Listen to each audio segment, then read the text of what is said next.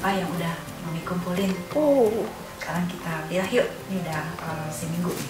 Teman-teman, selama ini kalian buang sampah tuh bagaimana sih? Kalau aku dan mamiku, kita pilah sampahnya, jadi kita kumpulin, lalu baru kita pilah. Nah, ini adalah sampah yang kita kumpulkan selama seminggu. Aku pisahkan sampah-sampah organik dan anorganik terlebih dahulu, teman. Untuk botol kemasan plastik sebagai kemasan anorganik, dipisahkan antara yang jenisnya PET1 dan yang bukan PET1. Keduanya tidak dibuang ya teman, tapi dikumpulkan terpisah. Untuk yang tipe PET1 dikumpulkan dalam satu tas kain, tapi tidak dibuang.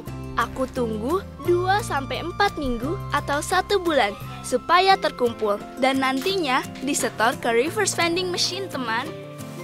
Nah, yang bukan tipe PET1 dikumpulkan di tas lain, lalu disatukan di penampungan sampah yang disediakan oleh pengelola tempatku tinggal.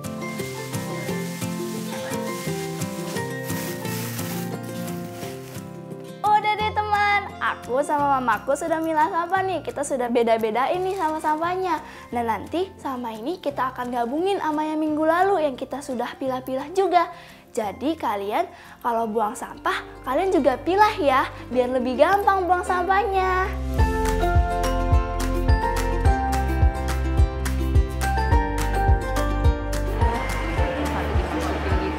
Oke. Ya.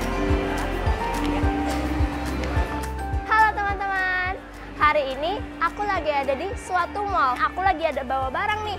Ini adalah botol plastik yang Mami dan papi aku kumpulkan selama sebulan. Aku mendapatkan botol plastik ini kalau aku terpaksa untuk membeli air mineral kemasan karena sudah banyak nih. Jadi aku harus bertanggung jawab atas botol plastik yang setelah aku kumpulkan. Jadi aku pergi ke RVM terdekat, reverse vending machine terdekat, yang akhirnya nanti aku akan menyetor botol plastik ini ke dalam mesin tersebut. Ayo ikuti aku! Botol plastik yang disetor hari ini adalah hasil botol yang selalu aku kumpulkan. Kalau aku lihat ada anggota keluarga yang pakai botol plastik, aku langsung mengambilnya agar tidak dibuang sembarangan, supaya tidak merusak lingkungan. Jadi setiap dia udah masuk, itu akan bundarannya akan berwarna hijau. Kalau pas lihat ada botol plastik yang berserakan di sekitar, aku juga cepat-cepat mengambilnya. Karena itu adalah cara kecil yang bisa kulakukan teman.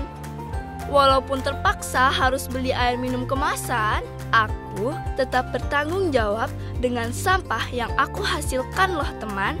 Biasanya sih aku suka pakai tumbler atau botol minum kemana-mana supaya tidak pakai botol plastik sekali pakai.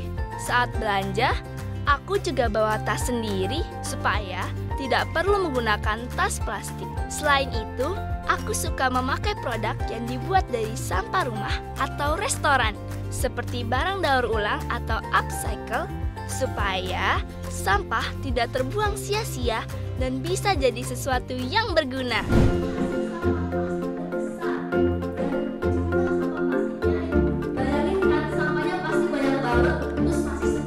Plastic Pay mengadakan workshop gerakan tangga plastik di sekolahku nih teman, agar kesadaran siswa meningkat mengenai dampak industri fashion terhadap lingkungan, supaya kita dapat menerapkan gaya ramah lingkungan melalui fashion dan mengajarkan cara-cara kreatif dalam mendaur ulang.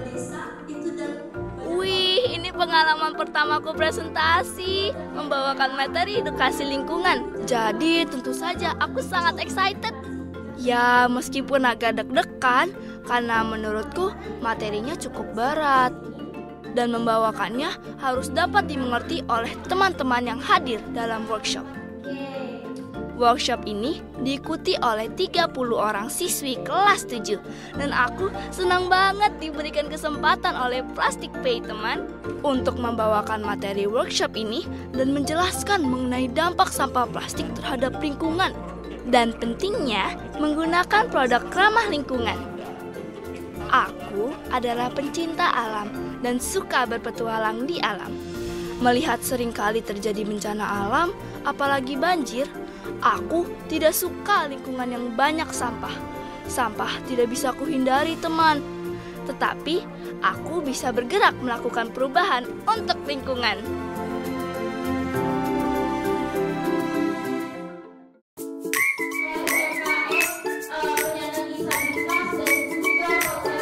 Selain membawakan presentasi, ada juga kegiatan menghias upcycle product, yaitu tas laptop yang bahan kainnya berasal dari botol plastik. Dan aku mendampingi siswi-siswi dalam grup menghias produk ini. Kegiatan menghias ini sebagai tanda siap menjadi pelaku perubahan lingkungan.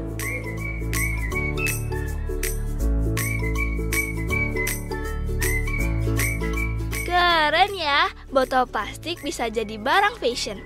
Dan aku tidak pernah berpikir, ternyata bisa ya. Aku bangga bisa pakai barang dari sampah plastik, karena itu juga gerakan peduli lingkungan loh. Awalnya, aku tertarik dengan produk tas pouch plastik pay yang dijual di online, dan mamiku membelikan tas dan pouch untuk aku. Sejak itu, kami bertanya tentang produk ini dan kemungkinan untuk bisa mengunjungi pabriknya, karena aku ingin tahu bagaimana produk ini dibuat. Ternyata aku malah diajak kolaborasi sebagai campaigner. Aduh, senangnya. Hari ini kita akan bahas materi proyek kita, yaitu dengan tema apa?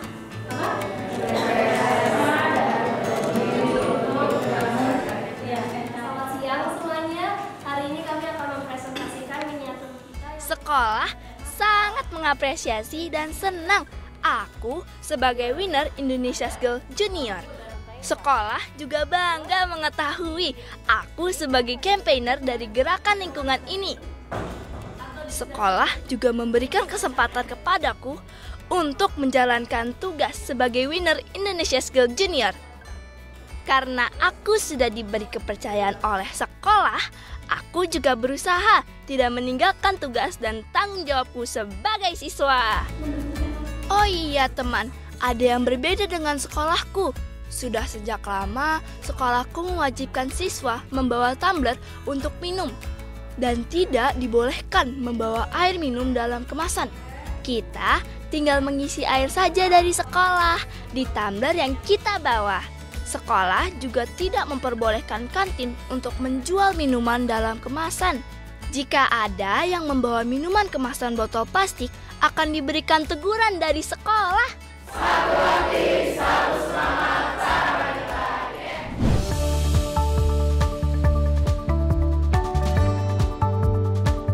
botol plastik yang dikumpulkan di RVM akan dipilah dan nantinya diolah menghasilkan flake. Dan diolah lagi menjadi serat yang ramah lingkungan atau eco-friendly fiber. Dan dari serat ini dapat diolah lagi menjadi kain flat 100% recycle. Dan selanjutnya dapat dibuat produk seperti tas atau pouch. Aku sudah punya produk tas laptop, pouch, dan tote bag. Aku bangga bisa pakai barang dari sampah plastik karena aku bisa membantu menjaga lingkungan. Aku seperti membawa alam di tanganku dengan menggunakan produk daur ulang.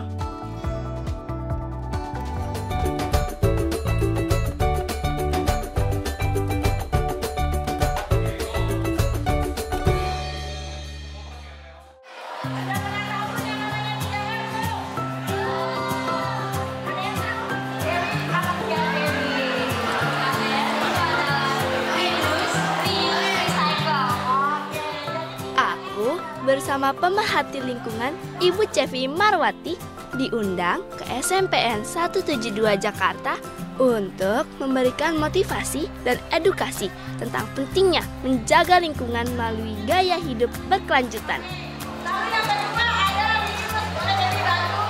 Reuse, menggunakan kembali barang-barang yang masih bisa digunakan.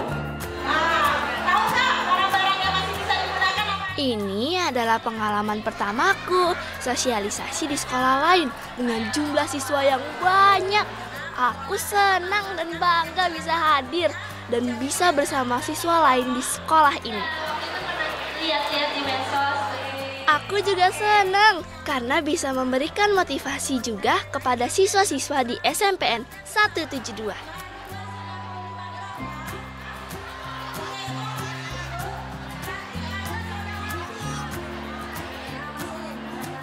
Dalam kesempatan ini, aku dan Ibu Cevi juga mengajarkan para siswa cara membuat sabun dari minyak jelantah sebagai salah satu bentuk pemanfaatan limbah rumah tangga.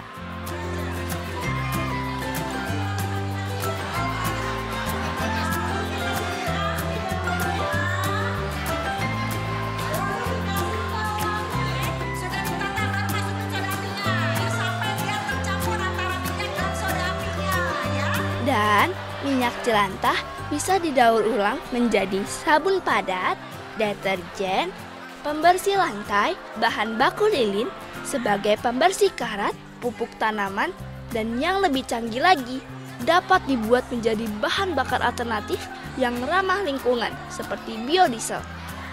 Keren ya teman?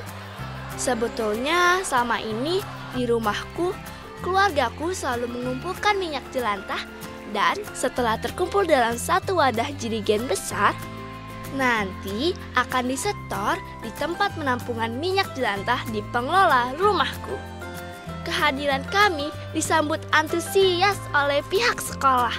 Mereka sangat senang dan bangga melihat generasi muda yang peduli terhadap lingkungan. Mereka berharap kegiatan ini bisa memberikan inspirasi bagi para siswa untuk lebih memperhatikan dan menjaga lingkungan sekitar.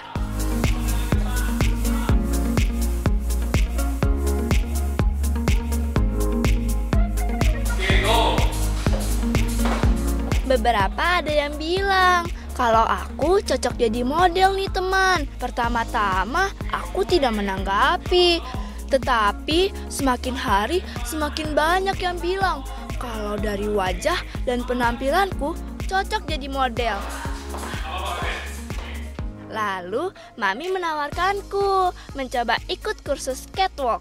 Ya sudah, aku coba saja dulu. Dan mulailah di bulan Juni 2023 aku ikut kursus catwalk pertama kali.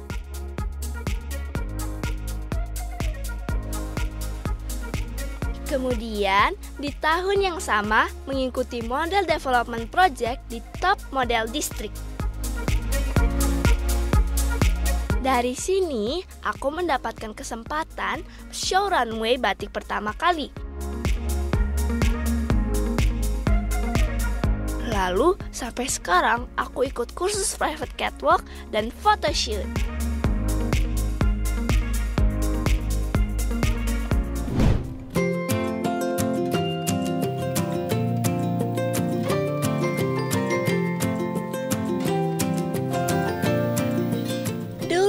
Aku tomboy dan aku pikir dengan modeling bisa membuatku belajar menjadi seorang perempuan yang memperhatikan diriku sendiri. Misalnya, cara berjalan dengan postur tubuh yang baik, cara make up, cara berpakaian yang keren untuk anak-anak seusiaku.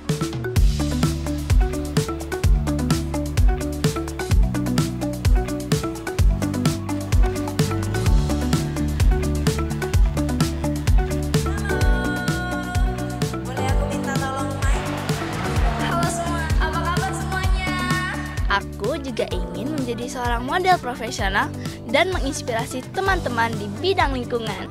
Yeay, luar biasa. Boleh kita berikan tepuk tangan dulu dong untuk Dewi. Konnichiwa, watashi wa Dewi desu. Watashi wa Nihongo o benkyou shite imasu.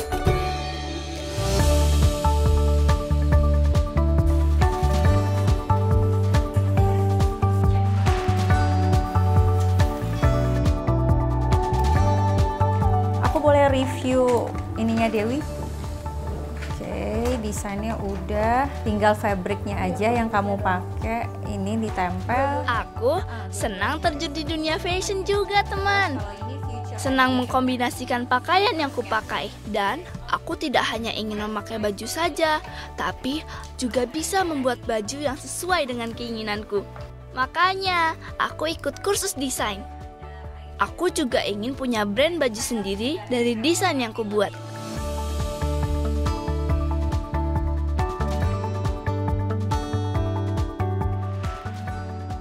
Seperti yang kuceritakan di awal, aku tertarik di dunia fashion dan lingkungan. Makanya, dari semua yang kulakukan, tujuannya bergerak untuk lingkungan juga. Setiap orang pasti butuh pakaian, bukan? Nah, dari situ, aku ingin karya desainku dikenal orang dengan membuat kreasi baru yang ramah lingkungan. Kalau bisa sih dari produk recycle. Jadi, kita bisa menikmati fashion, tapi tetap peduli terhadap lingkungan. Dewi, kita mau masuk sesi jahit. Kita mau sewing mesin, menggunakan mesin jahit. Sebelumnya sudah pernah, Saya pernah nyoba-nyoba, tapi belum sampai serius. Oke, berarti ini first time lah ya, bisa persen. Oke, kalau gitu kita langsung eksekusi aja ya. Kita langsung praktek.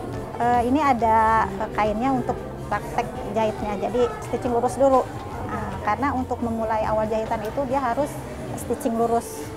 Jadi kita mulai bikin stitching lurus ini ya.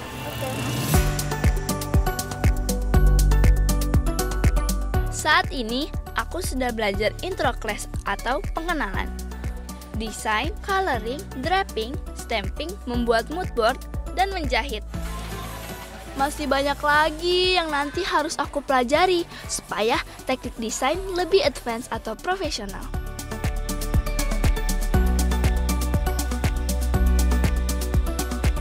Aku sudah mulai membuat desain 4 baju dan aku berencana membawa desain ini dalam suatu pagelaran fashion show suatu hari nanti. Untuk menjahit, sejauh ini aku sudah belajar menjahit kain dan juga bantal.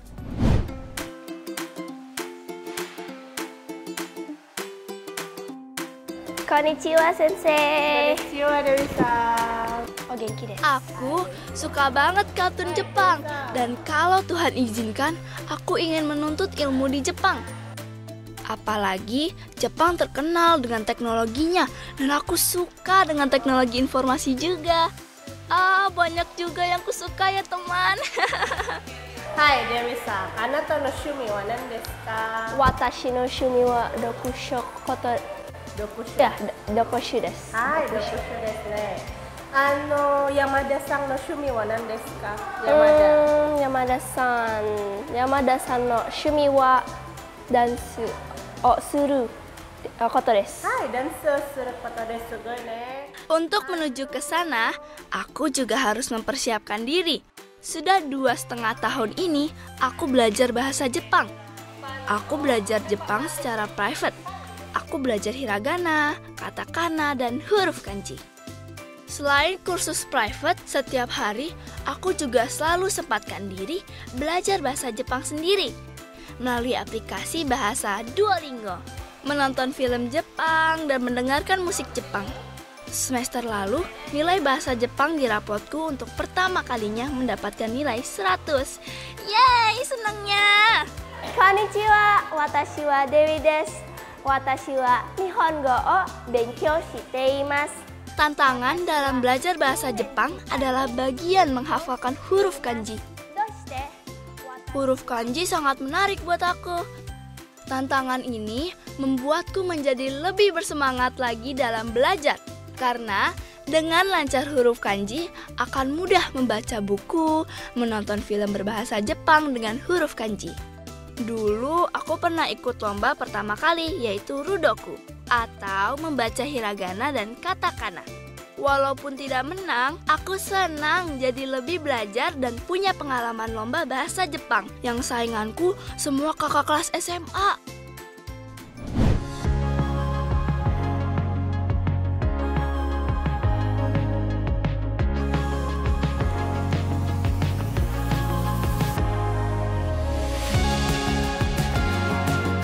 Di kelas robotik, aku belajar banyak hal seru, teman. Salah satunya, cara melakukan coding di website untuk membuat robot berfungsi dengan baik. Aku juga mengenal berbagai bagian Lego robotik dan partikel-partikel kecil, lalu menyusunnya menjadi robot yang bisa bergerak. Untuk Dewi tadi pertanyaannya kenapa tadi tidak bisa berjalan, karena memang microbit atau robotik yang kalian buat ini punya perbedaan dengan robotik yang dibuat teman kalian tadi. Nah, untuk hal robotik yang ini bisa berjalan sempurna kalau memang proses codingnya itu sudah benar-benar kalian praktekkan dengan robotnya bisa kalian jalankan di lapangan. Selain itu, aku belajar membedakan microbit dan S4A yang membantu aku membuat robot menjadi lebih canggih. Hitam dan putih di garisnya itu. Aku memilih kelas robotik karena aku sangat senang dengan teknologi, terutama coding dan robotik. Dengan belajar di ekskul ini, aku bisa membuat karya robotik yang keren. Beberapa karya yang sudah pernah aku buat antara lain adalah power tram atau mobil yang menggunakan sensor untuk membaca garis hitam di lantai, sapu elektrik, tangan robot, metal detektor, dan palang pintu sensor. Semua itu membuatku semakin suka belajar tentang teknologi loh teman.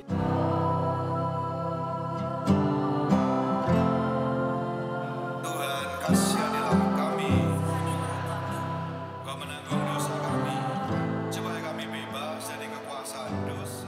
Banyak sekali mimpi yang sudah tercapai dalam hidupku teman. Tapi yang paling aku syukuri di luar harapanku, aku meraih prestasi menjadi juara di Indonesia Skill Junior 2024. Aku percaya Tuhan bisa pakai aku menjadi berkat bagi generasi seumuranku. Sebagai ungkapan syukur itulah aku mau melayani Tuhan di gereja. Apalagi setelah bertemu Bapak Paus Fransiskus saat berkunjung ke Jakarta. Aku semakin yakin dengan jalan yang kupilih.